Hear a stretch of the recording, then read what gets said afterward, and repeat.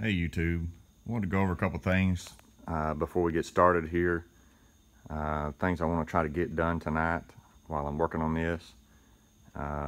We'll get over here and take a look, kind of what I've got going on.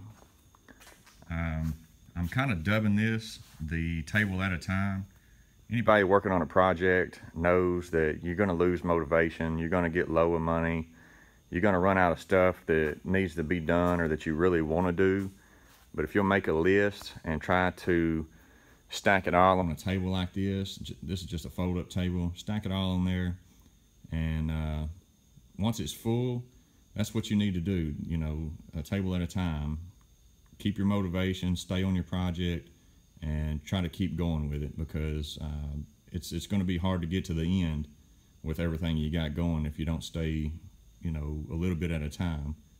So with that, I'll get into what I'm doing tonight, what I hope to be doing, and what all I hope to have done when all said and done tonight. So I've got my belt up here in the corner. This is a stock belt. I plan to put that on there for now until I get the vintage air kit installed. It will require a longer belt, but for now I want to put that on there, check and make sure all my pulleys are aligned, everything is good. I've got a ground strap that I'm going to do from the motor to the firewall. I haven't decided where on the firewall I'll hook that up yet, but I need to go ahead and get that done. Got my power block here from, you know, the standard 99 and up models. I want to go ahead and use that instead of the one that bolts to the firewall. Try to get that on there. It looks a little nicer, kind of run everything off of that instead of up on my firewall. I've got my transmission and oil filler dipsticks I want to try to get put on there. Went back to this. This is the idler pulley that I didn't put on the other night. I was going to take the bolt and stuff, clean it up, and get it all assembled and ready to put on. I'm going to try to do that. I've got this bracket here for my heater hoses on the passenger side. I'm going to go ahead and stick that on there, bolted on top of the valve cover. Same thing on the other side for the wiring harness, and a couple ground screws. That hose there goes from the spider vent tube down to up to the throttle body assembly. I've got a power steering cap that I'm going to put on there. That goes to my starter. It's my heat shield for my solenoid. I brought my starter, but I don't have any bolts yet, so I'll probably wind up doing that in another night, another video. I've got my power steering hoses here. I'll just kind of hover over these for a second while I'm talking so you can get the numbers. These power steering hoses were parts that were pulled for the power steering pump for a 2000 Chevrolet Silverado, which is actually what I'm using for my LS swap. And so they're supposed to go down and work on the steering gearbox for the 1980 K5 Blazer. I haven't test fit any of those. They're all still in the package, but we're going to find out if those are going to work or not. Of course, these two over here are one and the same, and this one over here is the return line, I think. Maybe I'm telling you backwards. Anyways, one of those is a return line. I'll definitely use it because it just uses a clamp to clamp on to the power steering pump. It was actually for the K5. I'll have to look those up, try to make sure I'm telling you right when I put them on, but I hope to get those on tonight, get that taken care of. I'm going to use the fuel injection clamps just because I like them. Use those on the return line, and you don't have to, but I just prefer those over the standard clamps. Here's my starter. I don't have my bolts, like I said. I'll be doing that later. Gauge cluster here. Saw a guy on Facebook, and he took the gauges out of this cluster and put into his Chevrolet dash assembly to where it all bolts back into the factory location, the hole in the dash for the factory gauges. It looked really nice. I have to look the guy's name up and make sure he gets the credit for this, but he took pictures and things. I don't think he actually has a video, so I'm hoping to do a video of the gauge transfer into the other cluster. And it looked really good. You know, I was impressed. It looked good. He said you could use it. That's an electronic speedometer. All this stuff will work with the LS swap. He did say something about the Dodge sending units. This came out of a 97 Dodge pickup. So I'll have to check on that as far as the sending units and things like that to make sure that each one of those gauges will work with what I have. So a couple of things I used for some of the stuff here on the table. I've got the Rust-Oleum chrome paint. Nothing over there is chrome. That's not really the look I was going for, but I wanted something that looked really nice, like the starter solenoid shield, and I painted this cover, this bolt and stuff, that idler pulley, just little accent pieces. Paint looks pretty good. Again, I'm not going for a chrome look, but it looks nice on there, so went with that. And then I've got the black paint there that I painted the dipsticks with, and or the filler tubes, whatever.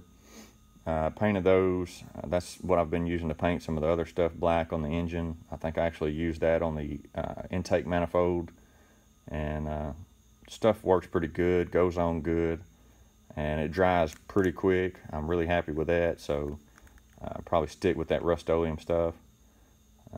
The Raven gloves, 20 bucks at O'Reilly's. Those are the black gloves you'll see me wearing in the videos. 20 bucks for 100, well worth the money. I would encourage you to spend that money and get those gloves. Keeps your hands clean, and they are pretty durable. You know, you can't stick your hands in a bucket full of glass and, you know, expect them to hold up, but all in all, they hold up pretty well. The tape that I'm using is a Scotch brand Super 88. I use that for my harness and a lot of my other things that I've wrapped up with tape. It's about $3.50, $4 a roll at Lowe's, and that sounds kind of high. You can get like something like 25 rolls or some crap at Harbor Freight for like 10 bucks or whatever. But once that stuff heats up, and it'll get gummy, it'll start drying out and cracking, and that's not the kind of tape that I want on a project that I'm working on like this. You know, I can put it on regular stuff that I don't care if it lasts a long time or not, but this, I'm hoping that this will last quite a while. So I'll pan around here to the motor. You can see some of the other things that I've painted with that chrome accent paint and the black. I've got my fuel rails I did in that. My throttle body I did in the chrome paint. And I guess that's really it on some of that stuff. But the valve covers were actually powder coated black. Oh, here we go. The coil packs, the bracket for the coil packs, I painted in that chrome paint. It looks really like a nice polished aluminum, and I went with it more or less because I thought it would look good with some of this, the aluminum heads, the aluminum water pump, things like that. Of course, I didn't do anything to the alternator yet. I don't even know if that one works, but I went ahead and stuck it up there. More or less to check fitment on my belt, to make sure all my pulleys are lined up, and I'll probably wind up doing something with that also. But that's kind of what I got going on tonight. And I say tonight, it's like 3 o'clock in the morning, but that's kind of what I'm wanting to get done and kind of get rolling for the night. Like I say, guys, a table at a time. You know, get a game plan. Even when you lose your motivation, get out there and clean parts. There's always something with these old projects that you're going to need to clean or work on or paint, you know, freshen up, make it look a little better, because you don't want to put stuff on your ride that's going to look like trash.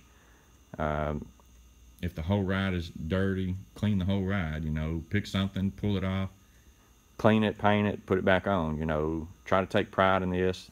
We all know this is a lot of work, takes a lot of time to do. It takes a lot of money too, you know. But if you're low on money, if you're low on motivation, just get out there and get something and start cleaning it. That starter over there on that table, hour and a half cleaning the mud and oil and junk off of it, and you're thinking, well, who spends an hour and a half cleaning a starter? I do. You know, if it'll save me $125, get out there and clean on it, I'm going to clean on it, you know, to try to save that money. I may wind up spending it in the long run, but for the time being, I'm going to do what I can with it and try to keep the cost down as much as I can with every small detail of everything. You know, I save $125 on that starter.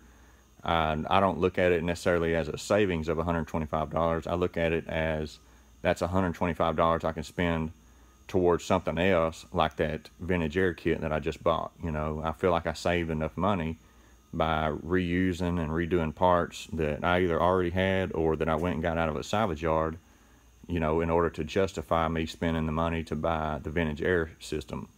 So, you know, if you're wanting something like that, you check prices on vintage air, you're thinking, there's no way I can afford that. You can, you know, take the money you were gonna spend on something that you probably could have cleaned up and repainted, put it in a jar. Once you get what you need, take it out of there and go buy what you want. You know, spend the money on the good stuff and take it from there. So I'll quit rambling, guys. We'll go ahead and jump to the next video here in just a few minutes. I've got to get my microphone hooked up, try to make sure it is going to work tonight. It kind of crapped out on me the other night, but maybe it'll work tonight. I don't know. We will see, and I'll catch you on the next video. Have a good one.